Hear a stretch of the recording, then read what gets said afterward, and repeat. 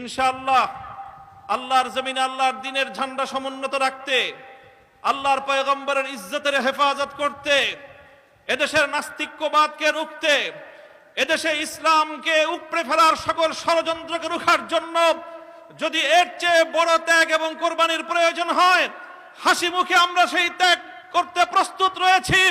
জীবন দিতে হলে জীবন দিতে প্রস্তুত রয়েছি। সন্তানদেরকে যদি এতিম করতে হয় সেজন্য আমরা প্রস্তুত রয়েছি। স্ত্রীদেরকে যদি বিধবা করতে হয় সেজন্য আমরা প্রস্তুত রয়েছি। মায়ের বুক যদি আমাদের খালি করতে হয়, আমাদের মায়েরা বুক খালি করে চোখের অশ্রুতে তাদের কলিজার টুকরা সন্তানদেরকে মাটির নিচে খোদার হাতে সুপর্দ করবে। কিন্তু ইসলামের জন্য, ইসলামের বিপক্ষ কোন শত্রুর সাথে এক মুহূর্তের জন্য আপোষ করতে প্রস্তুত নয়।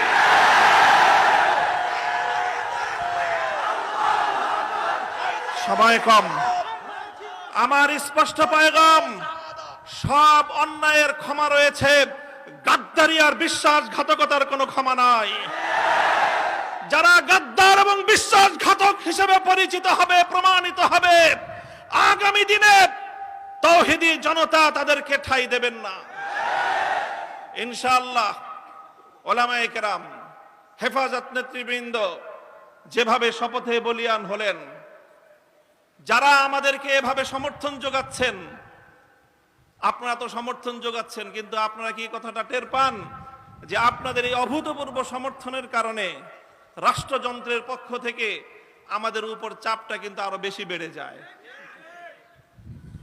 এই যে আজকে আমাদের উপরে এই অকথ্য নির্যাতন, এই যে লাঞ্ছনা, এই যে গঞ্জনা আমাদের উপর, কারণ এদেশের মানুষ আমাদেরকে ভালোবাসে, কারণ আমরা যেখানে যাই মানুষ আমাদের প্রতি আবেগ এবং উচ্ছ্বাস প্রকাশ করে। এখন আপনারা যদি আবেগ আর উচ্ছ্বাস প্রকাশ করে ঘরে গিয়ে বসে থাকেন চুপ করে, তাহলে আমাদের উপর কিন্তু চাপটা, জুলুমের স্টিম রোলারটা আমাদেরকে কিন্তু নিষ্পেষণ করে দিবে। তখন আপনাদের আবেগ প্রকাশ করার কিন্তু আর কোনো জায়গা অবশিষ্ট থাকবে না।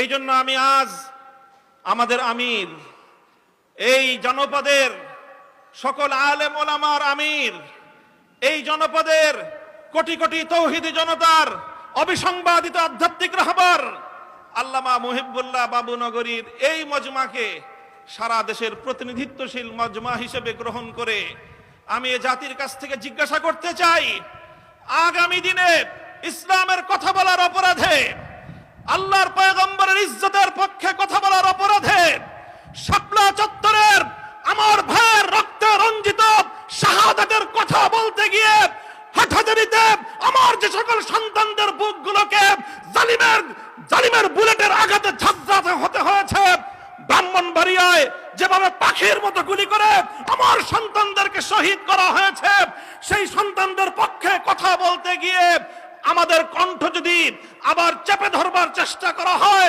তাহলে আপনারা রাজপথে তার মোকাবেলা করবার জন্য প্রস্তুত থাকবেন কিনা?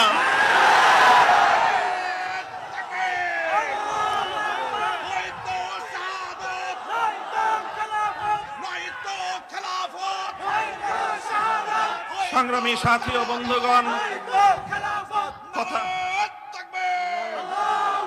কথা দীর্ঘায়িত করার অবকাশ নেই।